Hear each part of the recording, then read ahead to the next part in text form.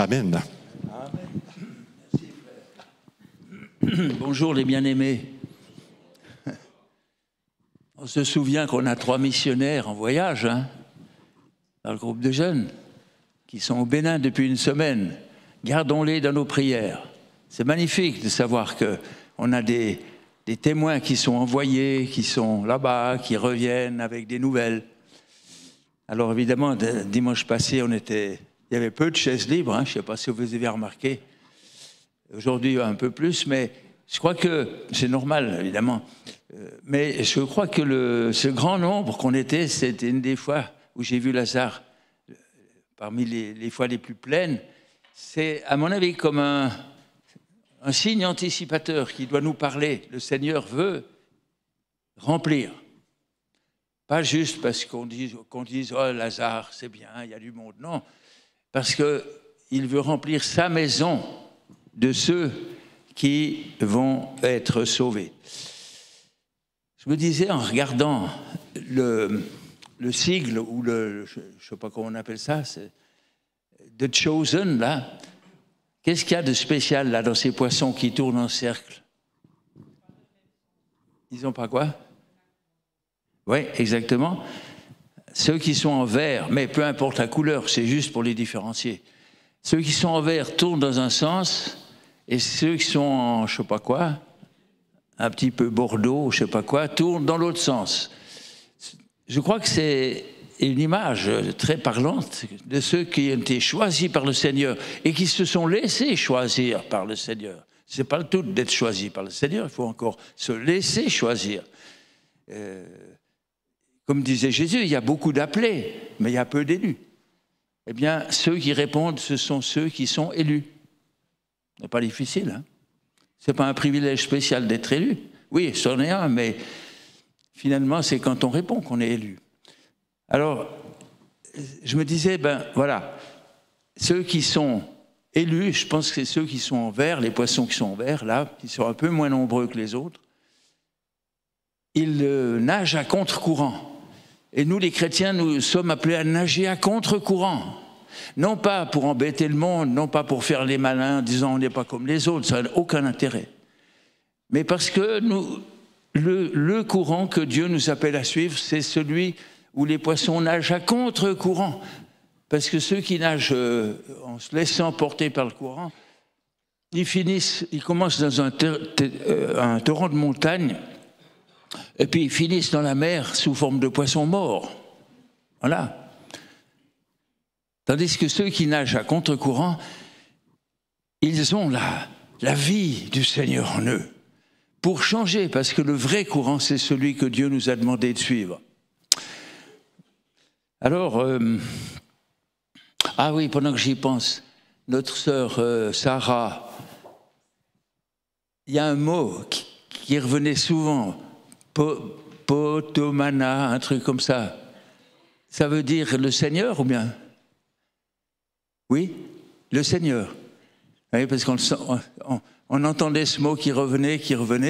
Je me suis dit, ça doit être le Seigneur. Amen, alléluia. Potomana, c'est ça? Tu peux redire le mot? Tu peux redire ce mot?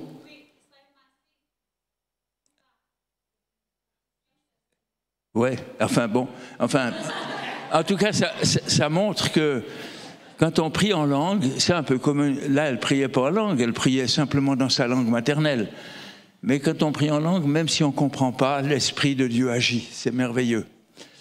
Voilà,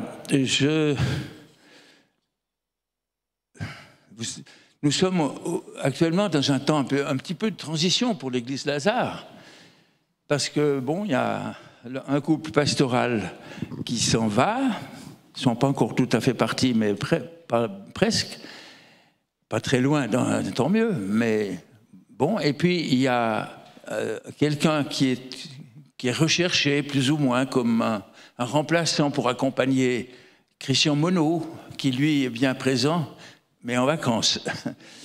Eh bien, voilà, on est dans un temps peut-être un petit peu où on pourrait se dire, mais on manque de munitions. Il n'y a pas beaucoup d'anciens, il y en a 3, sauf erreur, hein, et puis quelques-uns qui gravitent autour dans un peu, peut-être moins, qui n'ont pas le titre d'ancien, mais qui sont quand même là. Alors, gloire à Dieu. Moi, je dirais, vous savez, on n'est pas pris au dépourvu. Quand le Seigneur, parfois, éclaircit nos rangs ou nous prive de quelqu'un qu'on se disait, ben là, il était là, c'est quand même bien, maintenant il n'est plus. Je ne dirais pas que c'est sans importance, mais l'important, c'est que le Seigneur ne nous laisse pas et que même dans des conditions restreintes, il est capable de faire avec nous l'impossible et de faire que le nombre qu'on était dimanche passé se renouvelle et même dépasse et qu'il faille mettre dans les couloirs encore dehors. Moi, je crois que ce temps va arriver si nous faisons attention. Et hier, j'avais préparé un autre sujet qui aurait été trop long et qui aurait été peut-être un peu compliqué. Donc, je l'ai laissé tomber, puis je cherchais, j'étais un peu dans le brouillard, je ne vous cache pas. Je me disais, mais c'est quoi ta parole que tu veux donner à l'Assemblée demain matin? Et puis finalement, c'est quelque chose qui m'avait déjà effleuré les jours d'avant, mais j'avais laissé un peu de côté. Ces 2 pensées que j'ai à cœur de partager avec vous maintenant. Et qui fait que si on les applique, ce n'est pas très original, vous allez voir, mais c'est très, très important, qui fait que si on les applique, nous pouvons devenir une église, non seulement une église du réveil, ce que nous sommes déjà sur le papier, mais une église qui vit le réveil, une église de réveil, qui promeut, qui répand partout le réveil dont nous avons tous besoin. Moi, j'y crois. Même si ça se fait attendre. Hein. Moi, j'ai vécu le réveil charismatique dans les années 70. On a été très marqués à l'époque. Après, il y a eu Toronto qui est venu dans les années 90. Bon, de temps en temps, on est visité par des vagues comme ça. Mais il faut en même temps que ça ne soit pas juste un privilège, mais que nous participions volontairement. Alors justement, je vais dire en quoi.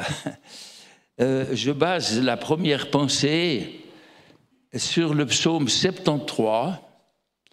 Alors, on peut le montrer au bimère, en entier, peut-être, là, enfin, surtout les 15 premiers versets. On voit que c'est un psaume qui a été composé par Asaph. Asaph, c'était un des chantres prophétiques qui, à l'époque de David, animait les cultes. C'était une époque assez privilégiée, là, avec David. Puis ça a continué encore après, pendant un certain nombre d'années, et même de dizaines d'années. Mais là, ce Asaph, qui a composé plusieurs psaumes, écrit, je crois que c'est le premier du psautier qui apparaît de lui, et il est dans une période de sa vie, il déprime. Il déprime.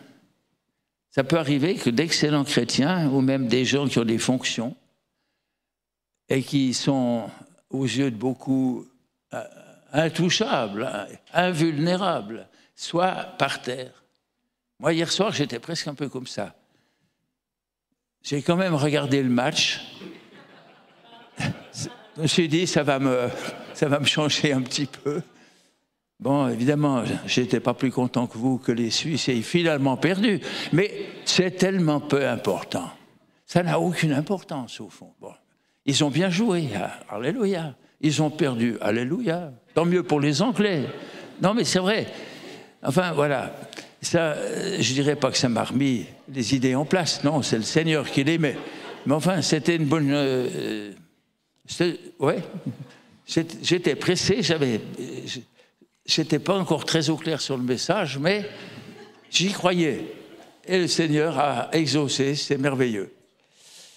Alors, la première pensée, je la résume tout de suite, elle consiste à vivre et à oui, le plus continuellement possible dans ce qu'on appelle, c'est devenu banal, la présence de Dieu. Consiste à vivre dans pas seulement la présence de Dieu, mais je dirais même l'intimité de notre Père.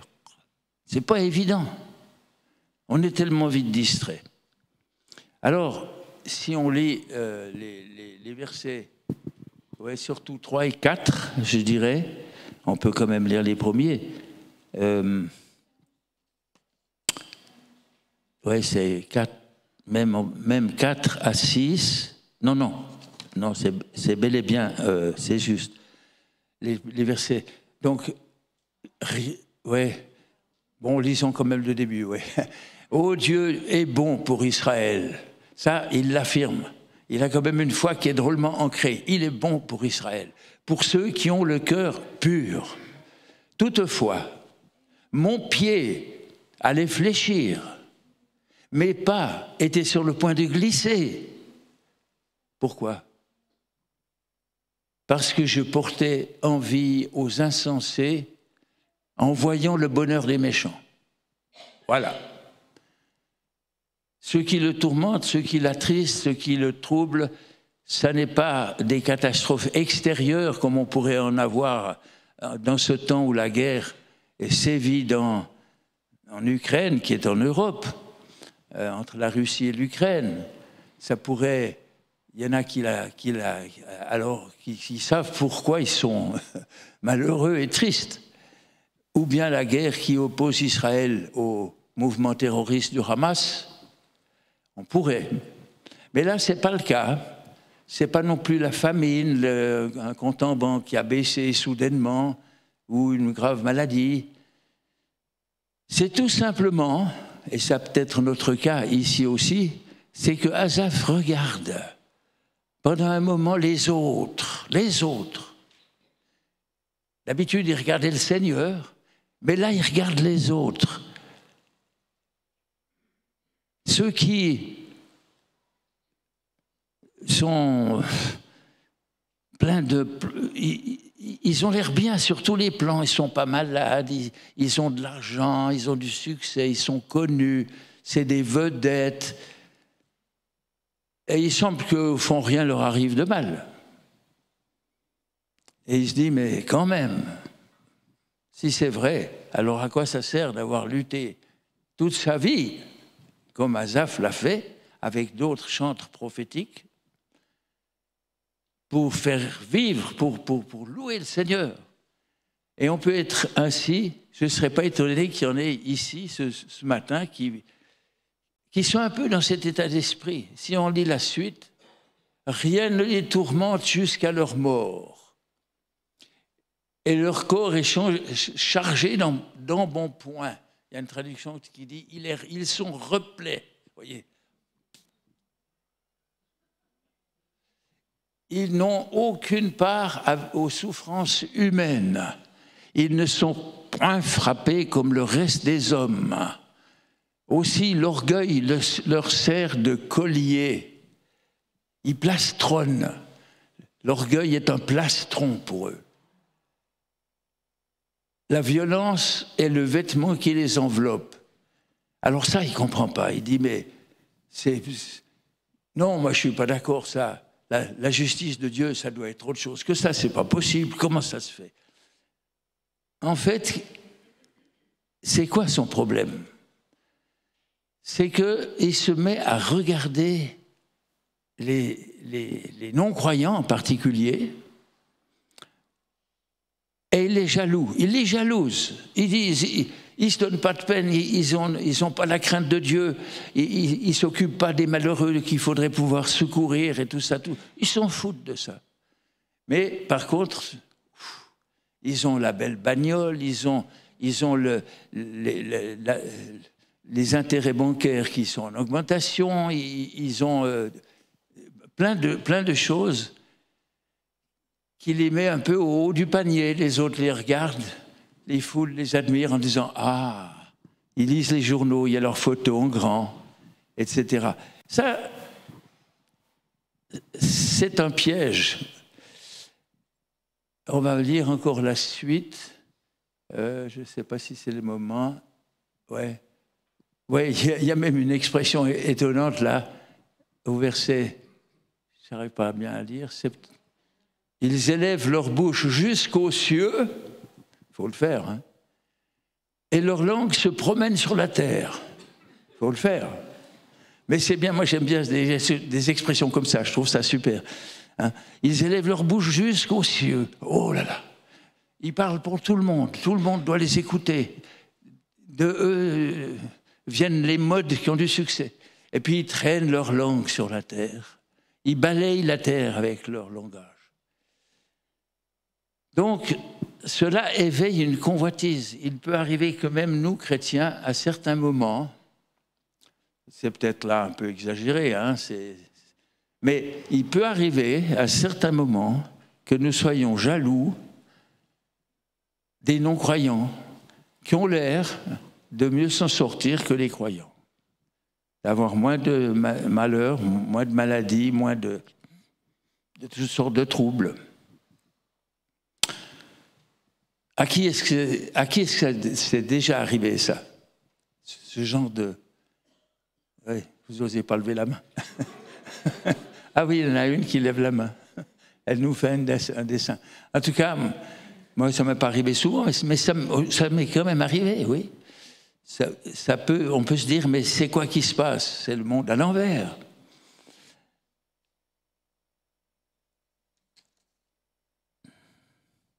Alors, on va prendre encore les versets. Où est-ce qu'on en est maintenant? Oui, donc, il réfléchit, il dit au verset 15, on va lire le verset 15. Ah oui. Ainsi sont les méchants, toujours heureux. Ils accroissent leur richesse. C'est donc en vain que j'ai purifié mon cœur et que j'ai lavé mes mains dans l'innocence. Ça servait finalement à quoi? Les autres, ils sont aussi heureux que moi. Vous voyez ce qui cloche? C'est que ce n'est pas vrai. Alors, encore après, oui. Si je disais, je veux parler comme ces gens, ah non, je trahirais la race de tes enfants. Je ne serais plus un vrai Israélite. Je ne serais plus un vrai chrétien. Je ne serais plus un vrai fidèle de Dieu. Ça, je ne peux pas quand même. Parce que quand même, mon passé, toutes les bénédictions, le Seigneur m'a secouru. Non, je ne peux pas parler comme ça. Mais n'empêche, ça m'énerve que ça soit comme ça. Ce n'est pas juste. Encore peut-être plus loin, verset... Oui, alors, quand j'ai réfléchi là-dessus pour m'éclairer, parce qu'il n'est pas bête, Asaph, il réfléchit. Il ne fait pas que regarder des matchs à la télé, il réfléchit. Quand j'ai réfléchi là-dessus pour m'éclairer, la difficulté fut grande à mes yeux. Oh, c'était pénible. C'était pénible, j'ai cherché. Oh là là, d'où vient qu'il en soit ainsi et que des fois les justes ont une vie plus pénible que les autres, que les injustes. Et alors, là, il y a le verset au verset 16. J'ai trouvé ça pénible, j'ai trouvé ça impossible, jusqu'à ce que j'aie pénétré ou juste pénétré dans les sanctuaires de Dieu. Écoutez bien ça, moi j'aime ça. Jusqu'à ce que j'aie pénétré dans les sanctuaires de Dieu et que j'ai pris garde au sort final des méchants. Moi j'aime énormément ce verset. Les sanctuaires de Dieu. Jusqu'à ce que j'ai pénétré dans les sanctuaires de Dieu. C'est quoi ça? C'est quoi? Ils sont où ces sanctuaires de Dieu? Comment est-ce qu'on peut y arriver? Ben, lui, à un moment donné, ça y est, il se trouve dans les sanctuaires de Dieu. Il a peut-être... il ne sait pas comment ça lui est venu, mais ça lui est venu. Mais maintenant je commence à voir clair. J'étais un idiot. Dans la suite, il dit, j'étais devant Dieu comme les bêtes. J'y comprenais rien. Quand j'étais jaloux, quand j'étais énervé. Alors ces sanctuaires de Dieu, dans lesquels il nous faut pénétrer quand ça ne va pas bien, ils ne sont pas à des milliards d'années-lumière, bien que, moi quand j'y pense, je pense à quelque chose d'immense, avec plusieurs salles, avec des instruments de musique, avec des vidéos. Non, mais il n'y a même pas besoin de vidéos, avec la réalité, c'est tout. Je vois quelque chose d'immense, mais ce n'est pas des milliards d'années-lumière. Vous savez où sont les sanctuaires de Dieu? Où est-ce qu'on va les trouver? Il y en a qui font des gestes justes. Et les autres, oui, c'est ça. Les sanctuaires de Dieu, c'est là qu'il faut les chercher. Dans notre cœur, plutôt que dans notre cerveau. J'ai rien contre le cerveau. C'est utile pour les choses du monde, même très utile pour les choses du monde. Ni non plus dans nos émotions. J'ai rien contre les émotions, c'est nécessaire. Mais c'est pour les choses du monde. Le cœur, c'est encore autre chose. C'est à peu près synonyme de l'esprit, notre esprit, j'entends, notre esprit. Nous sommes un corps, ça on sait ce que c'est, nous sommes un esprit. Le corps, c'est ce qui ouvre sur la réalité matérielle, sur la réalité visible des choses du monde. Ça, c'est le corps, on connaît. De l'autre côté, on a ce qu'on appelle l'esprit. L'esprit, c'est la porte qui s'ouvre sur l'esprit de Dieu, parce que Dieu est esprit. Et qui nous permet d'accéder et d'entrer en relation avec Dieu, mais qui nous permet aussi, attention, d'accéder aux choses du diable. L'esprit, il est ouvert, il peut être ouvert à Dieu, mais il peut aussi être ouvert aux choses occultes et diaboliques et démoniaques. Mais si nous avons choisi notre camp et que nous marchons avec Dieu, il sera habité par l'Esprit de Dieu.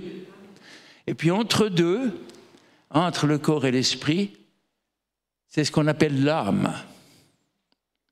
Alors l'âme, c'est à la fois notre intelligence, celle du cerveau, c'est aussi notre volonté qui veut, qui entreprend, et c'est aussi nos émotions, nos sentiments qui sont chahutés souvent, mais qui peuvent être aussi merveilleusement paisibles. Et le cœur, on dira, le cœur, c'est à peu près à la charnière entre l'esprit et l'âme. C'est ce qu'il y a de plus profond dans notre âme. C'est ce qu'il y a de plus profond qui fait la jonction avec l'esprit. C'est notre moi profond. Eh bien, dans notre cœur, il faut aller chercher les sanctuaires de Dieu là. Non pas parce que notre cœur est de naissance le domaine où Dieu réside, non. Mais je parle du cœur régénéré, du cœur nouveau que nous avons reçu lorsque nous nous sommes convertis, tournés vers le Seigneur. Nous avons reçu un cœur nouveau. Ce n'est pas nous qui l'avons construit, ce n'est pas nous qui l'avons mis en place et qui l'avons purifié.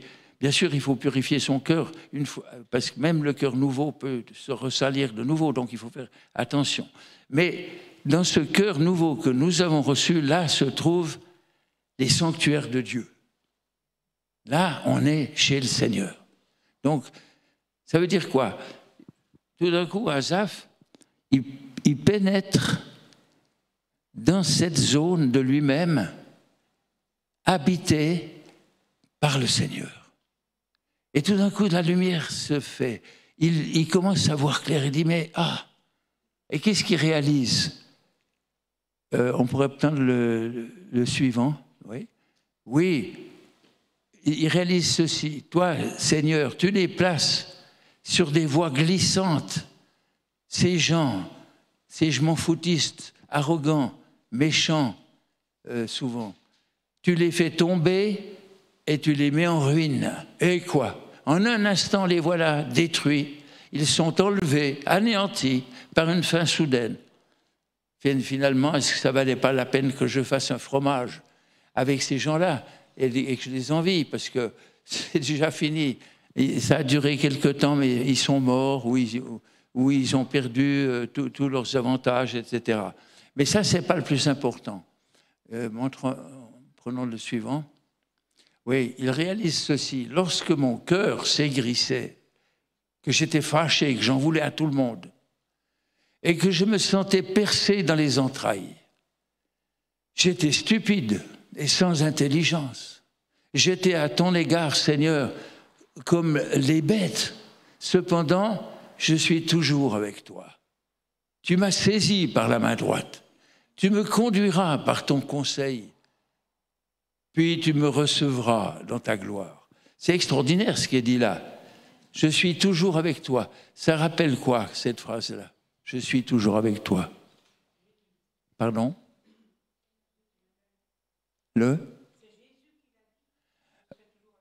Oui, c'est vrai, oui.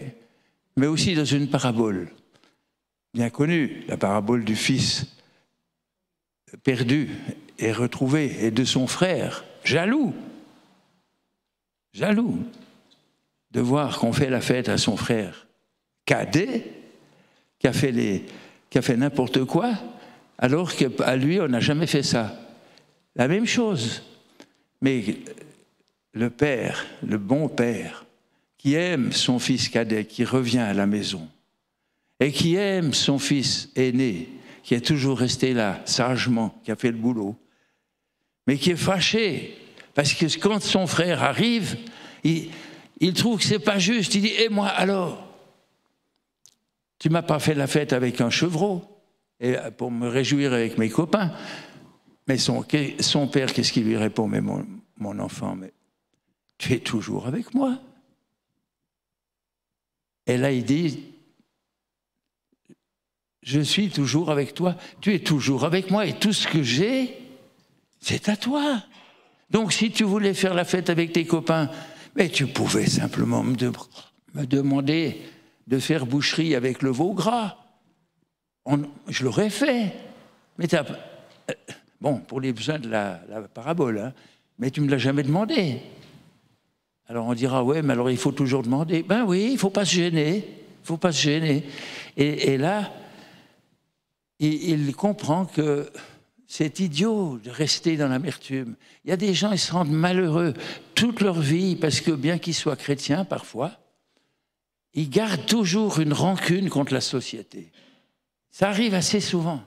Ils gardent une dent contre ceux dont ils estiment qu'ils ont abusé de leurs avantages.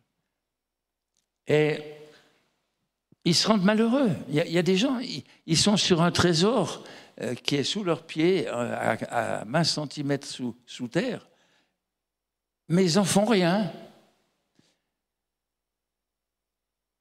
Alors, c'est là la grande leçon que Asaph tire.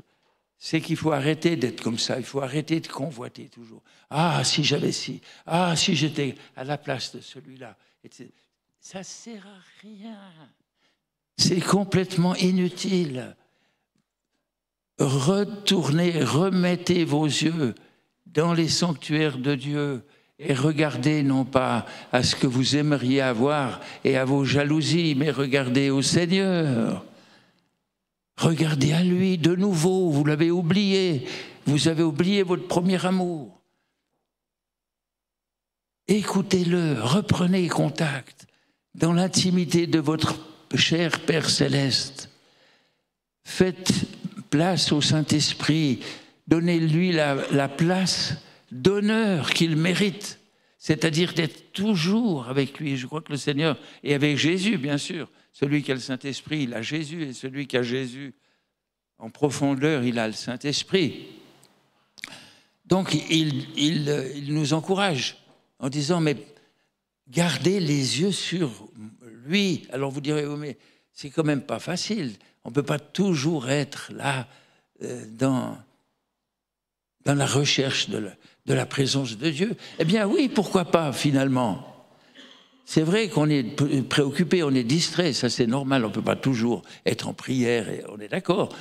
Mais on peut quand même en arriver à un style de vie où pour tout et pour n'importe quoi, on se tourne vers le Seigneur. Même des petits détails où on se dit « Oh là là, qu'est-ce qui va m'arriver? J'ai oublié ceci, j'ai pas fait ça. » Le Seigneur nous dit « T'inquiète pas, je suis là. » Pas de stress, pas de stress. Suis-moi, c'est tout, tu vas voir, ça va marcher. Alors, pendant quelque temps, ça ne marche pas si bien que ça peut être. On a quand même des moments un petit peu de déprime, ça arrive. Mais plus nous avons les yeux fixés sur le Seigneur, plus nos oreilles sont ouvertes pour entendre sa parole. Au lieu de s'en lasser, à un moment donné, le Seigneur dit à Israël, « Ce que j'ai contre toi, c'est que tu t'es lassé de moi. » Alors on dira, oui, mais ça c'est grave, ça peut arriver. Ça peut arriver, mais ça ne devrait pas durer longtemps. Parce que le Seigneur n'a pas changé. Il nous aime, il patiente, il nous parle. Oui, Seigneur, j'ai eu de la peine à comprendre. Redis-le-moi encore une fois. Et il le redit. Oui, Seigneur, tu m'ouvres les yeux. Finalement, j'ai un immense privilège d'être avec toi. C'est extraordinaire. Pourquoi je me plains? Mais c'est extraordinaire, je te connais et je vais passer l'éternité avec toi et mes frères et sœurs parce que c'est la grande espérance, c'est la gloire éternelle d'Israël. Et ça s'illumine. Oh, extraordinaire. Alors, arrêtons de porter des lunettes déformantes de notre jalousie, de notre convoitise. Arrêtons avec ça et retournons vers le Seigneur de tout notre cœur, avec passion. Et lui viendra à notre secours. Il est dit dans la parole de Dieu, la Bible de Jacques, « Approchez-vous de Dieu et il s'approchera de vous. » Approchez-vous de Dieu. Oui, ça vaut la peine, faites l'effort. Mais ça ne dépend pas d'abord de vous, ça dépend de lui.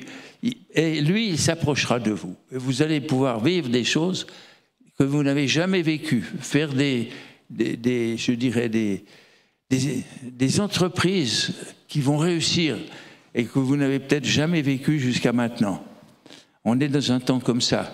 Le Seigneur est en train de réveiller le peuple juif. Il est en train de réveiller Israël. Il leur a redonné depuis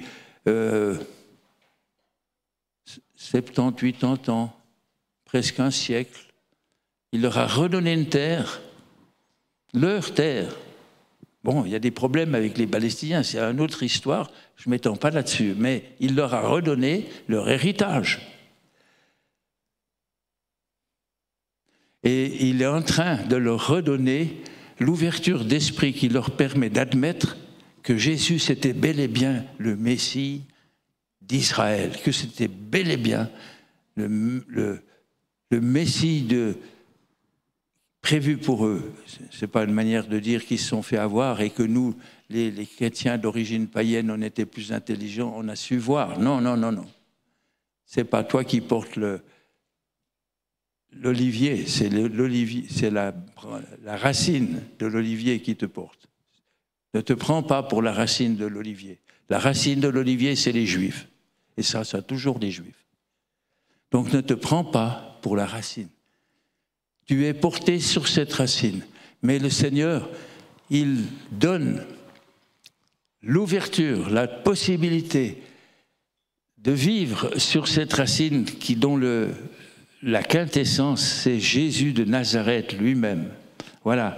Donc je vais m'arrêter là pour cette partie-là et prendre plus brièvement la deuxième pensée qui consiste en ceci: aimez-vous les uns les autres comme je vous ai aimés. Et là, je veux être concret. Ça veut dire qu'à côté du privilège d'être dans les sanctuaires de Dieu, nous sommes des gens de Dieu, nous sommes des hommes et des femmes de Dieu, pécheurs, oui, qui ont encore besoin de reconnaître leurs péchés, oui, ça c'est vrai, mais quand même aimés, quand même gâtionnés par le Seigneur. Il y a une autre chose, c'est de nous aimer les uns les autres. Alors attention, pas simplement comme on le fait d'habitude, les petits copains entre eux, on va voir ceux qu'on connaît déjà, à la sortie du culte par exemple. Hein. Non. Oui, bien sûr, on se réjouit avec nos amis les plus proches, bien entendu, c'est normal. C'est normal. Mais pas seulement. L'Église n'est pas un club de religieux qui cherchent juste à mener une vie plus confortable et plus cool, parce qu'on est entre copains, parce qu'on est entre des gens, on se connaît. L'Église est un terrain d'entraînement pour devenir des secouristes, des gens remplis de zèle pour aller vers ceux qu'ils ne connaissent pas, ou pas assez, qui sont venus peut-être juste 2 fois, puis on n'a jamais su qui c'était. Il y a même des gens, moi ça m'est même arrivé, qui me disent, je leur dis, mais il n'y a pas longtemps que vous êtes ici à Lazare. Ils me disent, oui, il y a 5 ans. Non, alors là, je suis mal pris, parce que je ne sais pas, je ne les avais pas vus, ou je ne sais pas quoi. Mais ça, ce n'est pas juste. Moi, je m'approche volontiers des gens que je ne connais pas. Ce n'est pas un problème pour moi. Mais c'est encore pas assez. Il y a des gens, ils ne vont que vers ceux qui connaissent bien. Et moi, je connais des gens qui, à la sortie du culte ou dans d'autres réunions, mais des gens aussi dans le monde, n'ont jamais été abordés par un chrétien de l'Assemblée. Jamais. À qui on n'a jamais offert, qu'est-ce que je peux... Est-ce que... vous êtes un étranger, vous n'avez pas de voiture, est-ce que je peux vous conduire? Ou bien, est-ce que je peux prier pour vous? Il me semble que vous êtes un peu triste, là, je peux? Vous êtes d'accord que je prie pour vous? Ou bien, pas seulement quand c'est un appel officiel, mais même autrement, comme ça. Est-ce que je peux vous inviter à prendre un café chez moi? On pourrait faire connaissance. Vous pouvez me donner vos coordonnées? Comment vous vous appelez au fait? Je ne sais pas. Bon, moi j'oublie vite les noms, hein, mais il faut demander plusieurs fois. Je crois qu'il y a un manque. Il y a vraiment un manque. Et je vous encourage, je nous encourage à faire la connaissance de ceux qu'on ne connaît pas.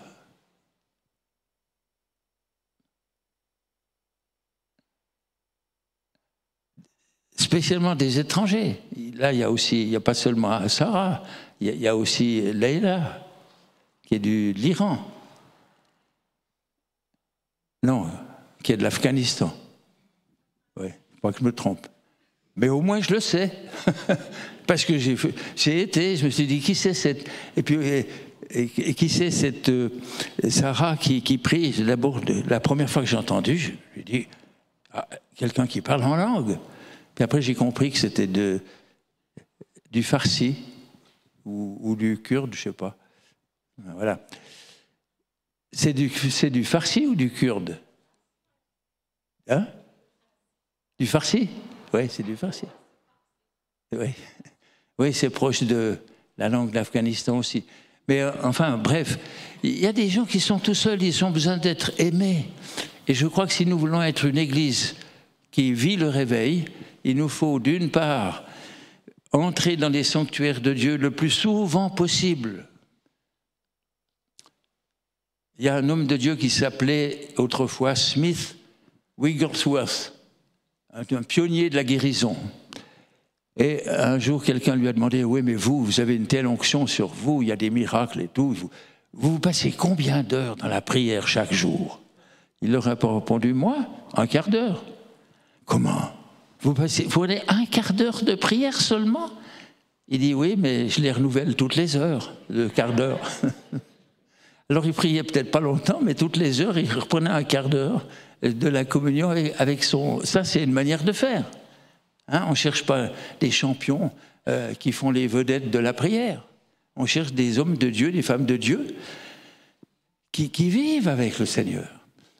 Mais alors l'autre facette, c'est celle-là.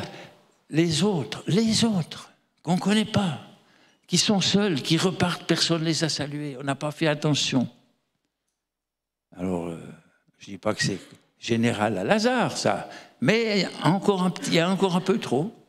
Et je crois que la plupart des églises, chez nous, c'est un peu trop. On cherche notre petit confort, au lieu de chercher vraiment à amener des gens comme ça au salut. Voilà, je ne vais pas vous en dire plus, je crois que ça suffit.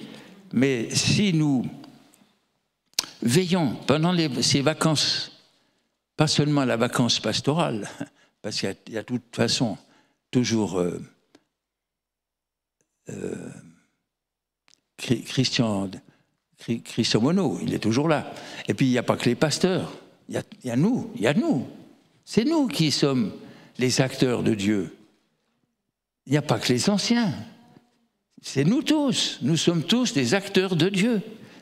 Hein? Alors pendant ces vacances pastorales, si j'ose dire, mais surtout les vacances d'été, si nous jouions ce jeu en disant « je vais m'efforcer d'avoir tous les jours, peut-être toutes les heures, un quart d'heure, ou toutes les heures, ne serait-ce que 5 minutes, toutes les heures, sauf quand je dors, peut-être c'est plus difficile, mais sinon, où je suis avec mon Seigneur, où je suis dans les sanctuaires de Dieu, je regarde à lui, à mon privilège, je loue le Seigneur, je l'aime, et loin la jalousie, un coup de pied quelque part, toutes ces choses qui voudraient nous absorber. Et en même temps, j'aime mes frères et sœurs. J'aime aussi les non-croyants qui peuvent m'énerver des fois peut-être, qui ont des habitudes qui sont plus celles que j'aime. Mais peu importe, je l'aime lui ou elle. Vous voyez ? Je crois que nous allons devenir une église de réveil qui va vivre comment est-ce qu'on dit, une croissance merveilleuse, comme on voit dans les Actes des Apôtres. Si vous regardez la naissance en 2 ans de l'église d'Éphèse, en 2 ans, toute la région d'Éphèse, ça faisait plus de 200 000 personnes, avaient entendu l'évangile. Ça ne veut pas dire qu'ils étaient convertis, attention, mais ils avaient entendu l'évangile. Au moins, ils avaient entendu l'évangile et beaucoup se sont convertis en 2 ans. Bon, ce n'est pas l'apôtre Paul à lui tout seul qui a fait ça, c'est qu'il a formé des disciples avec son équipe, et ces disciples ont fait des nouveaux croyants, ils les ont amenés à la conversion, qui eux-mêmes sont devenus des formateurs de disciples. C'est ce qu'on appelle la croissance exponentielle, non pas par addition, mais par multiplication. J'y crois à ça. Et vous êtes d'accord? Vous êtes d'accord d'utiliser ces vacances d'été pour un entraînement? Oui. Eh, vous êtes un petit peu encore... Vous êtes en train de vous dire, ouais, on va voir. On va voir Jean-Pierre s'il le fait. Je suis un peu vieux pour faire autant de choses que je faisais autrefois. Mais ce n'est pas la quantité de choses qui importe. C'est la qualité. C'est le contact avec le Seigneur qui se répand. Alors voilà, on va prier.